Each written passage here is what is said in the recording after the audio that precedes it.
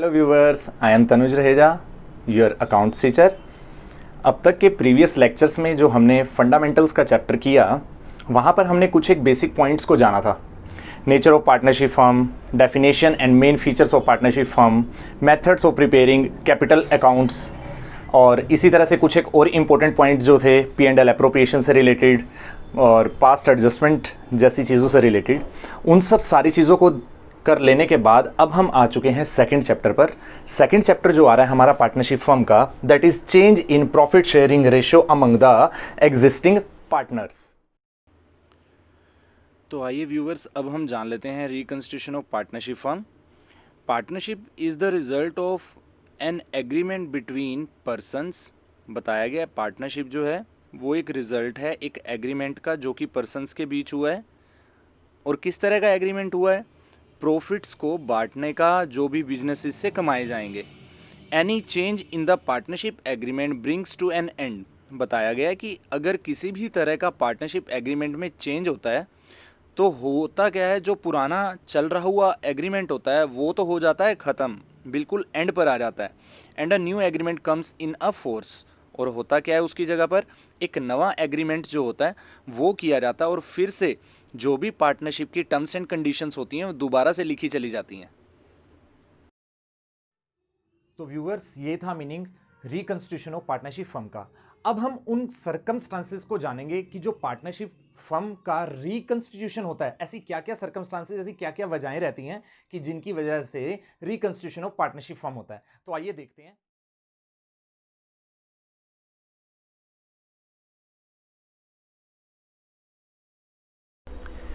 तो व्यूवर्स देखिए, अब उन सभी सर्कमस्टांसेस को जान लेते हैं जिनकी वजह से रिकंस्टिट्यूशन ऑफ पार्टनरशिप फर्म रहता है। Point number 1, change in profit sharing ratio among the existing partner.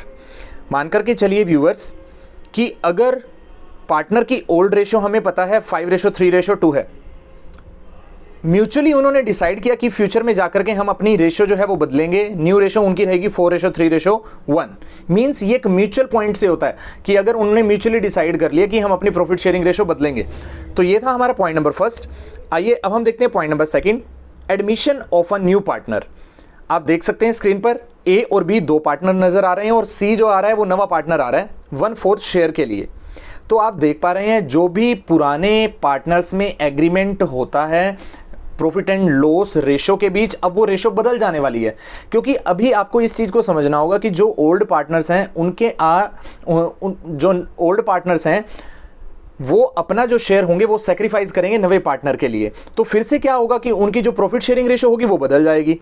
अब हम आ जाते हैं थर्ड पॉइंट पर। थर्ड पॉइंट में आप देख पा रहे हैं retirement of an existing partner. कोई भी ऐसा पार्टनर जो है अभी तक जो हमारे साथ बना हुआ था, लेकिन रिटायरमेंट की वजह से उसको फर्म से जाना पड़ रहा है, तो होगा क्या, फिर से एग्रीमेंट में बदलाव होगा और फिर से उनकी जो प्रॉफिट शेयरिंग रेशियो होगी वो बदल जाएगी। अब देखिए व्यूवर्स, हम फोर्थ पॉइंट की तरफ चलते हैं, डेथ ऑफ अ पार्टनर।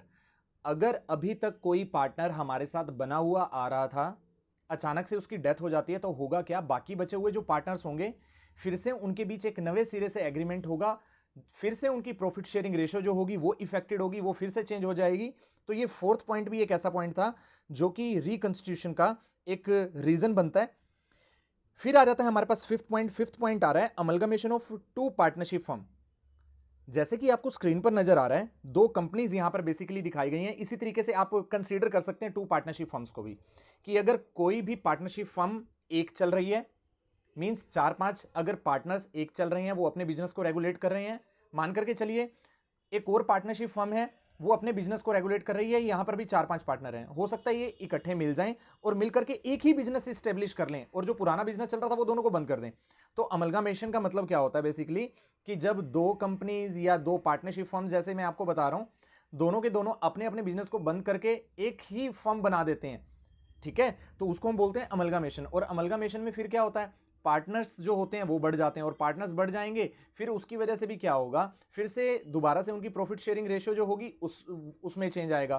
तो यही बेसिक 5 पॉइंट्स थे जो कि रिकंस्टिट्यूशन का रीजन बनते हैं। नाउ व्यूअर्स, अब हमें एक चीज का और ध्यान रखना होगा कि जब हमने ये चीज सीख ली कि रिकंस्टिट्यूशन ऑफ पार्टनरशिप फर्म क्या होता है और वो किन वजहों से होता है, ठीक उसके बाद एक चीज का और भी ध्यान रखना होगा, कुछ एक ऐसी एडजस्टमेंट्स रहेंगी जो हमें बेसिकली कंसीडर करनी होंगी जब भी रिकंस्टिट्यूशन ऑफ पार्टनरशिप फर्म होगी।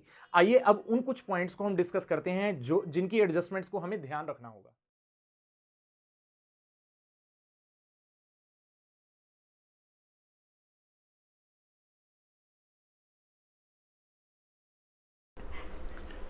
तो देखिए व्यूवर्स, जैसे कि आपको स्क्रीन पर नजर आ रहा है, adjustment required at the time of change in profit sharing ratio. अब हम उन एडजस्टमेंट्स के बारे में बात करेंगे जो खास रिक्वायर्ड होती हैं at the time of change in profit sharing ratio. तो सबसे पहला पॉइंट इसमें आ जाता है determination of sacrificing ratio and gaining ratio. Second point आ जाता है accounting for goodwill. Third point आ जाता है accounting treatment of reserves and accumulated profits. Fourth point आ जाता है accounting for revaluation of assets and liabilities. And fifth point आ जाता है एडजस्टमेंट ऑफ कैपिटल्स। अब हम सबसे पहले जो डिस्कस करेंगे, जो बेसिक क्वेश्चंस जो उठाएंगे, बिल्कुल पहली एडजस्टमेंट यानी कि determination of sacrificing ratio and gaining ratio के उठाने वाले हैं। तो व्यूअर्स देखिए, अब हमने बेसिकली जाना है सैक्रिफाइसिंग रेशियो और गेनिंग रेशियो की डिटर्मिनेशन के बारे में। सैक्रिफाइसिंग रेशियो अब देखते हैं यहां पर कर क्या रही है, और गेनिंग रेशियो के बारे में इसके बाद में जानेंगे। सबसे पहले देखिए सैक्रिफाइसिंग रेशियो। अब सैक्रिफाइसिंग रेशियो है क्या? यहां पे बेसिकली सैक्रिफाइसिंग रेशियो जो निकाली जाने वाली है वो इसलिए निकाली जाने वाली है क्योंकि जैसे ही प्रॉफिट शेयरिंग रेशियो चेंज होती है, जैसे ही रिकंस्टिट्यूशन होता है, हो सकता है जो उनकी पुरानी रेशो थी उसके चेंज के बाद उनकी न्यू रेशो में बहुत बड़ा फर्क आ जाए। और जब ये फर्क आता है तो हो सकता है कि जो पार्टनर्स में प्रॉफिट की रेशो जो हुई है, चेंज हुई है, उसकी वजह से किसी पार्टनर को दूसरे पार्टनर को अपना हिस्से का अमाउंट जो है वो देना पड़े, क्योंकि अब जब उनकी रेशो चेंज हुई तो हो सकता है अल्टीमेटली कुछ ना कुछ उसकी रेशो में फर्क आया हो। अब देखिए इसको एक और एग्जांपल से समझ सकते हैं। मान लीजिए ये एक चपाती है। इस चपाती को अगर ये 3 पार्टनर्स जैसे ले रहे थे 4:3:2 में ले रहे थे, बड़ी सिंपल सी बात है, हो सकता है जब रिकंस्टिट्यूशन हो तो इनकी रेशो कुछ इस तरीके से हो जाए 5:3:1।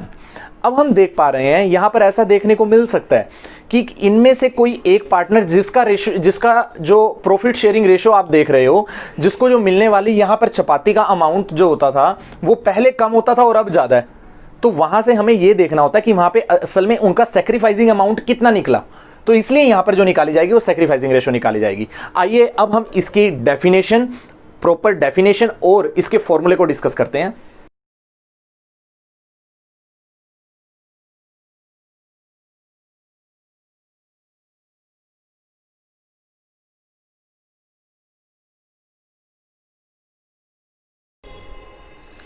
तो व्यूअर्स देखिए, जैसे अभी अभी मैंने डिस्कस किया सैक्रिफाइसिंग रेशियो के बारे में, उसकी डेफिनेशन भी आपके सामने है आपकी स्क्रीन पर। The purpose of calculating sacrificing ratio is to determine the amount of compensation to be paid by the gaining partner to the sacrificing partner. बिल्कुल साफ साफ हमें समझ आ रहा है कि जो गेन करने वाला है वो कुछ ना कुछ अमाउंट जो होगा वो पे आउट करता है सैक्रिफाइजर को, क्योंकि उसने अपना अमाउंट जो है कम कर दिया पहले से। ठीक है ना व्यूअर्स? तो इसके अकॉर्डिंगली देख लीजिए, अब इसका जो फॉर्मूला होता है, ये आप ऐसा कह सकते हैं, सैक्रिफाइसिंग रेशो जो कैलकुलेट करी जाती है किस तरीके से करी जाती है, old ratio minus new ratio. इसका शॉर्ट फॉर्म भी आप कर सकते हो सैक्रिफाइसिंग रेशो, यानी कि एस, सैक्रिफाइसिंग का एस उठा लें, is equal to old ratio में ओ उठा लें, न्यू रेशो में एन उठा लें। तो यहां पे मैं इसे सन का फॉर्मूला भी बोल देता हूं, S is equal to O minus N, son. तो व्यूवर्स देखिए, अभी अभी हमने बहुत अच्छे से जान लिया कि सैक्रिफाइसिंग रेशो है क्या, निकाली किस तरीके से जाती है। साथ ही साथ अब हम देख लेते हैं गेनिंग रेशो को भी। गेनिंग रेशो असल में वैसा ही जुड़ा हुआ पॉइंट है जैसे सैक्रिफाइसिंग रेशो का जुड़ा हुआ पॉइंट था।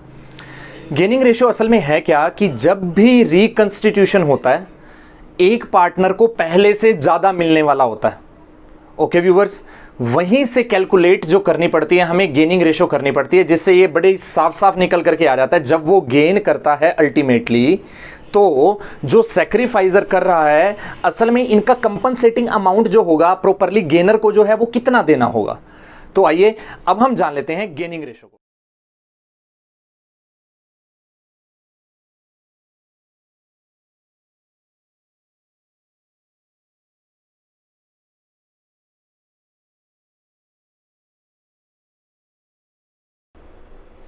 तो देखिए व्यूअर्स, gaining ratio.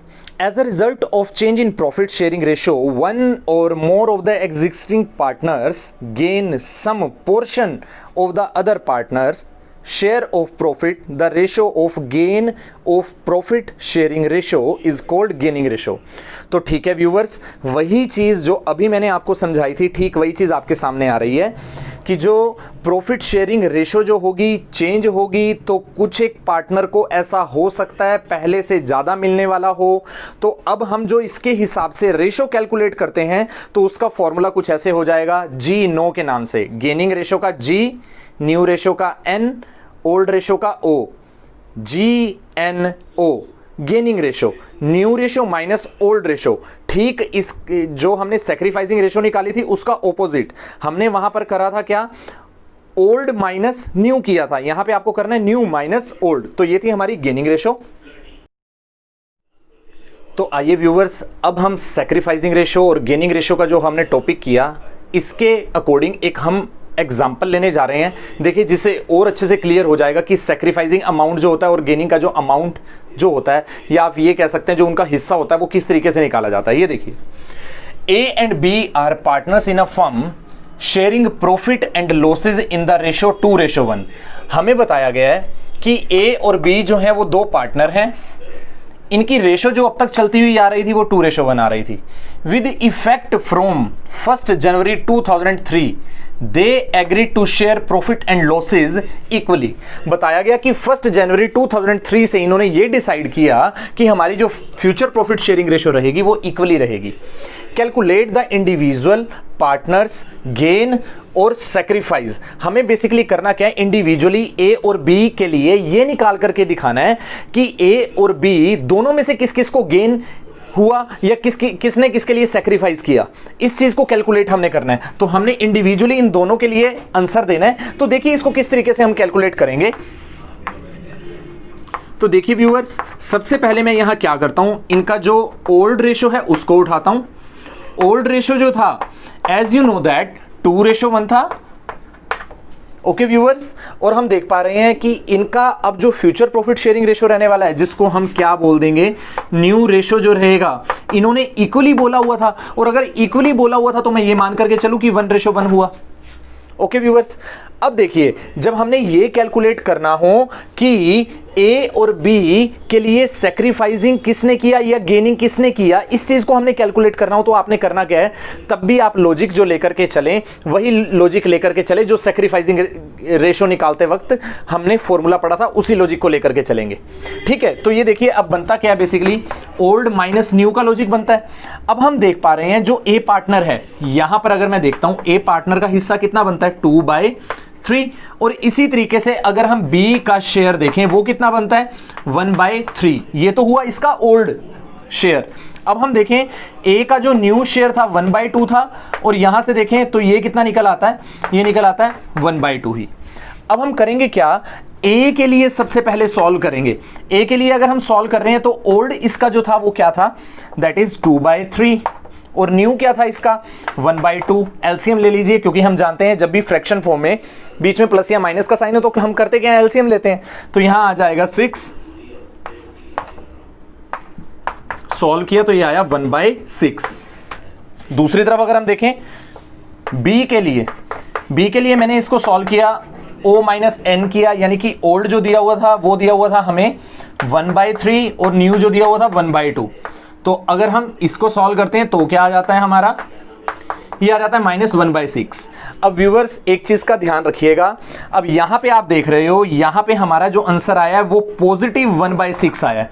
और अगर हम दूसरी तरफ देखें, इसका जो हमारा आंसर आया है वो नेगेटिव हमारा आया है, 1/6 आया, 1/6 ही है, यहां पर भी 1/6।